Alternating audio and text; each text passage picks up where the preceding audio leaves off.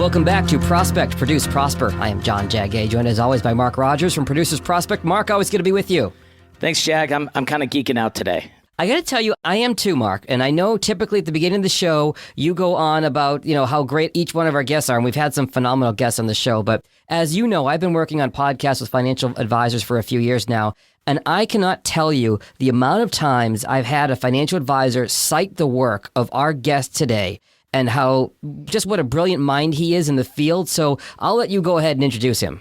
Well, there's only a couple of times in life that you can actually sit down with a Thomas Jefferson or somebody to that magnitude. And in my life, Ben Franklin, and in my life, Jag, honestly, Dr. Wade Pfau is somebody that I've always admired. I literally, as you know, I'm on the road every single week, sometimes multiple weeks at a time, talking to rooms of 40 to 100, investors every single night. And I cite Pfau every single week. And in fact, Wade, I was in Dallas, your hometown a little bit there, and was there just this last week talking about you. So I'm excited for this. And I think we should kick it off with a happy birthday, right?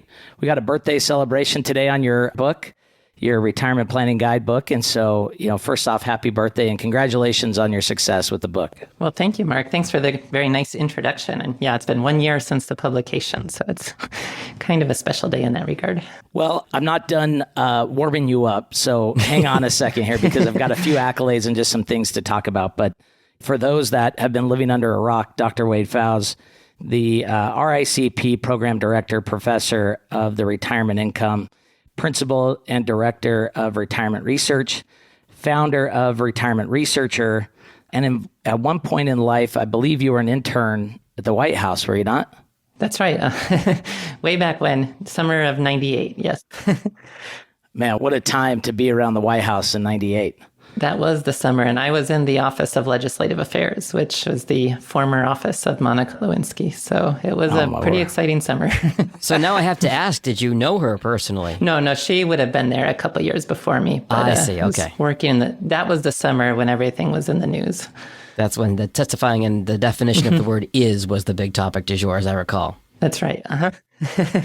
Well, if people are still questioning your intellectual ability, I have to say you did get your master's and your doctorate from Princeton University, and you're a CFA, which is no easy feat. So you've dedicated your life to really something that pulls at my heartstrings, which at the end of the day is investment into America and Americans trying to retire, and trying to figure out and navigate just really things that nobody ever gets taught these things through school and college. And it seems like there's so much information out there that is distracting and untruths. And everybody at the end of the day has their own situation, which I think is part of your philosophy too, in that everybody's got their own retirement style. And if they understand their style and they understand their process, then you can really help them navigate. And you've created something really special. So I want to jump into where we're at today. It's interesting. I read an article as I was on the treadmill this morning at the gym from Yahoo Finance, and it comes from B of A, and the title of the article was, "The 60-40 strategy is on pace for its worst year since 1936. Bonds down 19%, S&P down 16% as we're sitting here today," which I think as you look into your research, this is part of the uncertainty or unknown, depending on whether you're a probability-based investor or you're a safety-first type of investor, that this could really be a major challenge for a near retiree or retiree today. So I think my first question that I'd love to kick this conversation off is, as you're sitting here today, Wade, what major challenges near retirees are facing today, do you think? Sure. And you kind of hit the nail on the head there, where for a long time, a challenge that we've talked about somewhat abstractly was this idea of sequence of returns risk. Mm-hmm. That if you get a market downturn early in retirement, you start spending an increasing percentage of what's left, and it can become difficult to dig out of that hole. And that's not an abstraction in 2022, as you just noted. The stock market's down, the bond market's down. And then also something we haven't dealt with in quite a while, but inflation is picked up again. And so what you mentioned were just the nominal returns on those investments. When you account for the inflation adjusted returns, you've got to take another 10% off of that. And so it's a really tough environment for people who are retiring, spending from their assets trying to maintain a lifestyle over an unknown time horizon, and also to the extent that they have to manage inflation as well. It is a challenging time to retire today. And when the general issue of longevity, not knowing how long the plan needs to last, needing to preserve assets for spending shocks like long-term care and so forth, it's a tough situation that retirees face in the current market environment. I mean, you look at Robert Shiller's price to earnings ratio is PE 10. He's saying that, the market is as overvalued, in fact, overvalued than 1929 and almost as overvalued as the year 2000 when .com became .gone overnight, right? And then you got changes to Social Security. You got fewer and fewer people that actually have some form of defined benefit plan. As I travel through the country, I ask every single group, by show of hands, how many people actually have some form of defined benefit plan? And as you would assume, fewer and fewer hands over the last, 7 years that I've been on the road have gone up, right? Now, I was in Detroit in Jag's hometown a couple of weeks ago. I texted him and I asked that same question and 100% of hands went up. So that kind of backfired on me there. But we're kind of our own breed here, Mark. Yeah, I mean, you guys are lucky, right? Bless you. Go forward. I just bought dinner and sat down, right? But fewer and fewer people have that kind of guaranteed level of income. Yet when massive surveys go out and we survey the boomers, certainly boomers want to respond with that. Their number one fear is the fear of running out of money. People fear running out of money more than they fear death today. So where do we go from here? I want to move to your RISA plan and how you've built that. Can you just talk a little bit about what RISA is and really who it's for? Sure. And so the RISA stands for the Retirement Income Style Awareness. And it's been something that's been percolating for me really since the beginning it's been about 11 years now that I've been looking at retirement income and immediately getting introduced to people just arguing past one another. And you can ask so many basic questions about retirement and get completely opposite answers depending on who you're talking to. And it's very confusing. And so I've talked for a long time about two different schools of thought around retirement. And that's now involved into the Retirement Income Style Awareness, where we really tried to understand what are the different trade-offs that retirees face, where they have to pick a side or have to what are their preferences around this? And then formulating questions around all these different trade-offs to try to get a better sense of what seems to matter, what seems to help explain how people approach retirement. And ultimately, we came down to 2 primary factors and 4 secondary factors. But the primary factors really help to tell the story just by themselves. It's enough of understanding that with all this argumentation about different retirement plans and different retirement strategies, they're all potentially viable strategies if they're being used by someone that the strategy resonates with. And so what makes up whether it resonates with someone, the first primary factor was this idea of, we call it probability-based versus safety-first. Probability-based is, I'm comfortable relying on the stock market to outperform bonds in a manner that I can rely upon to fund my retirement spending. Safety-first is, I'd rather have some contractual protection to back what I'm doing so that I'm not completely dependent on the stock market to fund my retirement. Now, either approach is fine. There's no right answer to that, but it's a matter of how does somebody feel? And the other factor we found that's quite important is this idea of optionality versus commitment. Optionality is, I really want to keep my options open. I don't want to commit to anything. I want to be able to make changes, respond to new opportunities and new situations.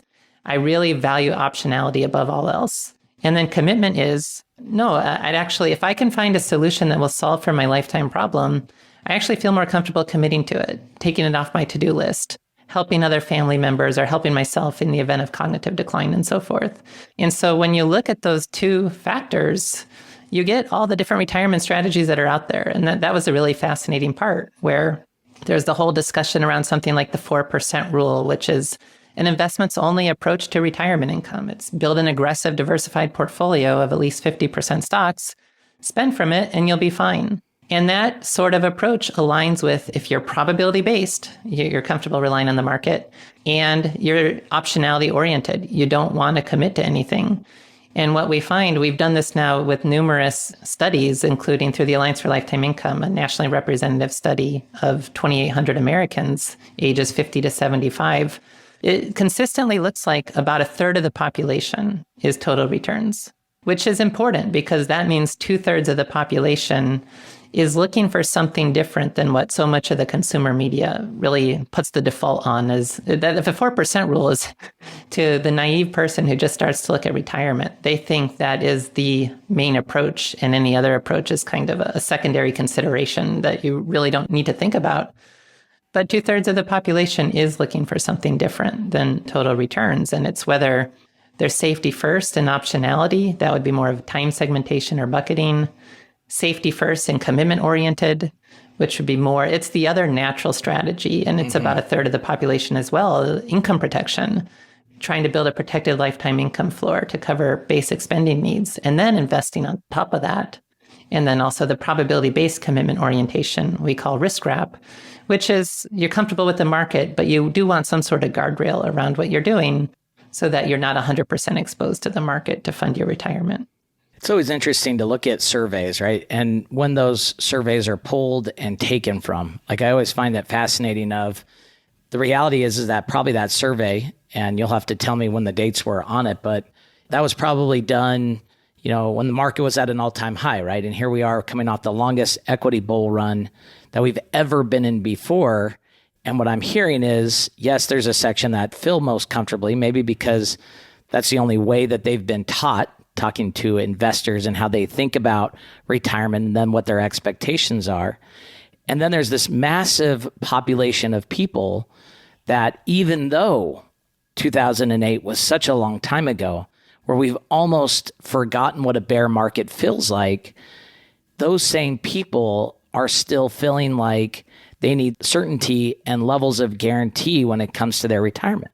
And when I talk about in my, investor meetings and seminars, I ask the entire crowd when I say, we're seeing a major shift where people are fearing running out of money more than they fear any other circumstance in retirement. And even they fear running out of money more than they fear death. And I'll say, does this sound familiar? And I'll get 80% of the room or higher shaking their head yes. And typically these are affluent folks that attend these type of investment meetings. People with at least, we kind of target people with 500,000 or more of investable assets coming to these type of meetings. So it's really interesting in the times that we're in, right? And then how people have greed and fear and how that does affect their retirement. Mm-hmm. But on this point more generally, though, we do think, as best as we can tell, these are actual traits that people have. So it's not responding to the market. We had what's known as a natural experiment with one of our early surveys, the initial pilot study we did with the retirement researcher community, where we asked people to answer about their retirement styles in March of 2020, which was a really bad time to be thinking about the stock market. And then we followed up with the same individuals in September 2020 when things were looking a lot better. And we didn't find evidence that people were changing their styles.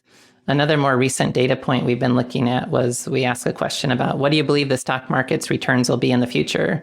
Anywhere from 0% annually to 15% annually. And you might expect the total return kind of investments only option might be more optimistic about the stock market. But we didn't find that to be the case. There's not any predictive power between retirement styles and stock market expectations. So we do think this really is more of an underlying characteristic that people have. My concern is people do tend to get dumped into the wrong group because they just don't realize that there are options. And any of the strategy sounds good when an advocate is explaining it.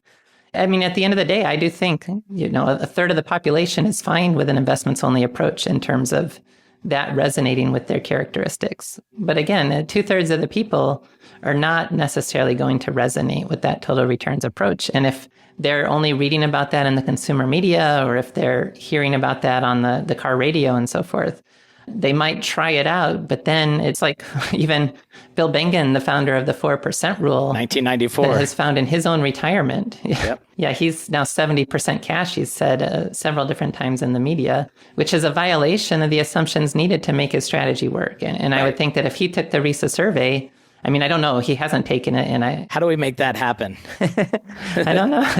But I could only speculate that he may not be total returns, which is why he's in his own retirement having so much trouble sticking with the assumptions required, which is, again, he was the first to say, don't ever invest less than 50% stocks in retirement because you just don't have enough exposure to the risk premium from the stock market if you're going to go investments only. I think what Wade is saying really kind of underscores something that, Mark, you've touched on just about every episode of this podcast so far, which is the times they are changing. We don't have VCR tapes anymore. We have Netflix. We watch everything on demand. We listen to podcasts more than we listen to the radio. The world is changing as far as investing, and some of these old rules that have been held for years or decades may not be the case. And that's something that our advisors listening to the show need to know, and straight from yours and Wade's mouths. Well, it's interesting, right? Wade, you know this really well.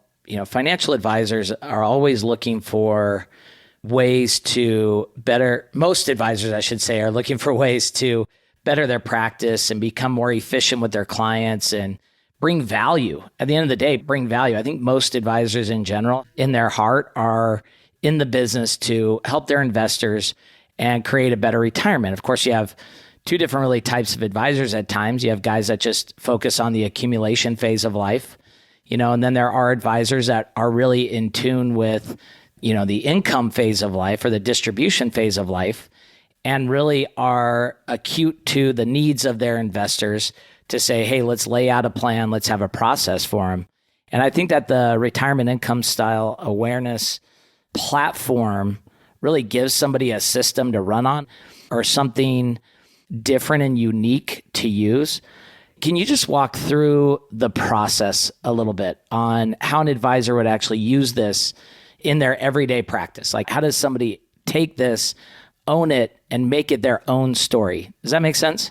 Mm-hmm. So I think a lot of advisors in the past might have focused on one particular style as being a niche or a specialty for their firm. But as more advisors are adopting and using this, we occasionally do have the kind of soft launches where we bring in a group of independent advisors, but we are focused more right now on institutional relationships. And so like Orion, it's now available through Orion. With DPL, we'll be releasing very soon and talking to some other big carriers and so forth, where it becomes a tool on the platform that can be used really in two different ways. It's either for existing clients, when they approach retirement, it's an opportunity to say, much of pre-retirement is accumulation focused, modern portfolio theory, where the total return strategy is kind of the accumulation based strategy. But now that you're approaching retirement, let's look at this questionnaire and see if total returns is right post-retirement or if there's some other style that might better service your needs. And then with prospects as well, it can be the perfect discovery meeting talking point of, here's what you show to look at your preferences for how you want to approach your retirement. Let's talk about how we might be able to implement something like that, as well as looking at your financial situation and seeing what might be appropriate to actually implement the style that you're more comfortable with. And there's also another questionnaire that's part of that looks at how people want to implement financial advice. Do they want a full-time or full-service advisory type relationship? Do they just want a one-time engagement? Or are they more of a do-it-yourself investor who ultimately, no matter how much you talk to them, they're never going to actually decide to work with an advisor? And so the advisor knows the retirement style plus how that person wants to implement financial advice. And it can provide a very easy introductory meeting to talk about these topics and to talk about what that advisor is able to offer. And we're hearing from more and more advisors who start to use the RISA. They may say, well, my whole career, I've been total returns, for example. But I get the point now. I get how retirement's different. How can I, as an advisor, better offer these other styles as well? And I do think, I've been saying this for years, that in the long run, advisors who can integrate both the investments and the insurance to build and tailor a strategy right for each of their clients will be best positioned to serve the most people, to get the most positive feedback from their clients, to get the most kind of engagement and referrals and everything else that can go along with that. And so I hope the RISA can be that sort of avenue towards a first step of finding out what that client wants, what resonates with them, and then being able to more easily tailor a plan that actually matches that individual style. the exact opposite of the old cookie cutter approach that advisors probably took 20, 30, 40 years ago. Right. And so a lot of the discussion around like it's the investments world where it's kind of like this assets under management approach where there's a model portfolio. You just have to take a risk tolerance questionnaire, decide on an asset allocation, call it a day, and post-retirement's treated the same way as pre-retirement. That's going to be harder and harder to justify as we get more and more tools and knowledge and information that the power of risk pooling through insurance is actually quite competitive with anything the risk premium from the stock market can do. And so there really is flexibility to let an individual go along the path that they're most comfortable with so that they have a strategy that they'll stick with. So they won't go to 70% cash after a market downturn and have something that just resonates. If your income protection, you're not comfortable basing your retirement on an aggressive stock allocation, and you're going to be more prone, surely, to abandon that strategy after a market downturn. Whereas if you could have layered in protected lifetime income at the beginning of this, then it is easier to get through that stock market downturn. You know you got your basics covered. You know you don't have to panic. You can stay the course, and it will make it much easier when people have strategies that they're truly comfortable with for their retirement. So Wade, I want to ask you, while we have some time left, annuities. Annuities have been around forever, and they seem to have a bad, rap about them. When you survey investors and ask them what they want in their retirement, they'll check a box of protection and guaranteed income and things that almost all tax advantages, all things that would describe back to the insurance product, the annuity inside one's retirement and portfolio. Yet, investors, when asked, how do you feel about annuities, would tend to almost have a misunderstanding, sort of myths about what annuities truly are. And, I get it that comes from maybe past knowledge or maybe their parents' or grandparents' annuities. But even advisors today, there seems like there's this almost lack of trust or, again, maybe myths or misunderstanding about annuities. What do you say to an investor or an advisor when they say, I would never invest in annuities today? What would you say to them? Well, the first thing I would tell them is they shouldn't use the term invest when talking about insurance because there are insurance aspects that need to be appreciated. But the best way I try to explain this, I did write an article a few years back called Retirement Income Showdown, Risk Pooling versus Risk Premium. I remember that. I think so many investment-based advisors just have this notion that either because annuities are too expensive or whatever is in their mind, that it's very easy for a diversified investment portfolio to be anything that an annuity can do. They might also think of the annuity as all or nothing, and they might also not appreciate the nuance of the integrated strategy isn't that you're selling your stocks to use the annuity. You're selling bonds. It's a fixed income alternative. Mm-hmm. And the efficient frontier for retirement income, it's not stocks and bonds, it's stocks and annuities. And so if they could start to get that into their minds, and that risk pooling the mortality credits through the annuity for people who live beyond their life expectancies are quite competitive with anything that the stock market can do. So you're not somehow giving up on upside or giving up on legacy by incorporating an annuity into the strategy. And so level one is to just explain to advisors why it's wrong to think that total returns is somehow an actually superior approach to retirement income. But then level two is, okay, some people are still fine with total returns. So how do we then help that advisor understand with their clients who's a better candidate for protected lifetime income through the annuity and who is fine with the total return investing approach for their retirement? Because the annuity is not for everyone, but in many cases, it can provide a lot more protection and certainty in a manner that does not give up upside. And that's what I wish advisors could understand better for those who are very investment focused. Well, it's interesting. I think you do a phenomenal job of being very direct when it comes to that. You're unbiased. So we should start there, that you're unbiased in the way that you look at how one should have allocated their portfolio. But more and more people are coming out. I mean, Roger Ibbotson a few years ago came out with his analysis on just where, bonds sort of stacked up against large cap stocks, long-term government bonds, and then how a fixed indexed annuity with a participation rate and how that stacks up with one another. So I think that there's more and more just research too that, for whatever reason is now finally starting to come out. And I think you're doing fantastic things for the industry. So first off, thank you.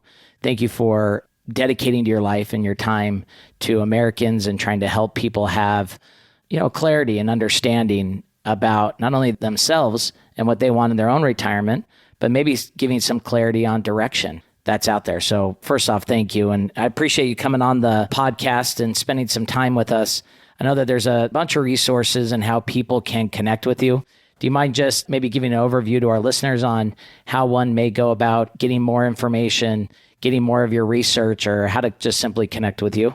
Sure, thanks. Yeah, I mean, if anyone is interested in that RISA retirement income style awareness, the website is risaprofile.com to learn more.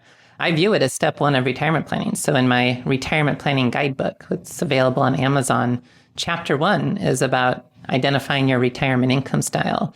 And then you go into all the other aspects of building a retirement plan after that. And also I'm program director for the Retirement Income Certified Professional Program at the American College of Financial Services. And anyone who's interested in a deeper dive into retirement income education that is agnostic with respect to different approaches, the RICP designation is a 3-course sequence that could be a great option as well. Well, Jag, I want you to get that book and let's go through and see what your style looks like. Okay, bud? There you go. We can start by putting it in the show notes for all of our listeners today. All the resources that Wade just mentioned, there are many of them, and it's been great to put a face and a voice with all the research that I've seen come out, that Wade come out with over the last several years. All right, so last question as we wrap up. What does Wade Pfau do on Labor Day weekend? What's Pfau doing? Did we get him out of the office, out of the research? How did you spend your Labor Day? Lately has been pretty busy for me, but actually Labor Day was a special day. I actually got my inbox down to 0, which it hasn't been like that. Now it's no longer 0 a day later, but that was an amazing... Inbox 0 is where the angels come out and the harps start playing. And Yeah, temporarily I was there. A day later, no longer the case, but... that was the big accomplishment in addition to just... That was the running joke in my house, too. My wife and I were both trying to catch up on email during the holiday. And so we reply to something, and then we get a response back. Like, no, you're not supposed to respond back. Wait till the work week. I'm trying to get down to inbox 0. Yes, the responses come back faster than you can keep replying to other emails sometimes. Exactly. Well, we greatly appreciate your time. We'd love to have you back again to take a deeper dive into, not only the retirement income style awareness profile, and how advisors, investors can create clarity, but on more of your research. So we're looking forward to having you back again. For those that are listening, reach out to us at Producers Prospect at producersprospect.com, or you can call me to set up a time to get access to this type of research and other systems to help you more efficient develop your practice at 800-829-5596. Thanks, Wade. Jag, as always, really appreciate you and looking forward to talking soon. Thanks, guys. Thank you.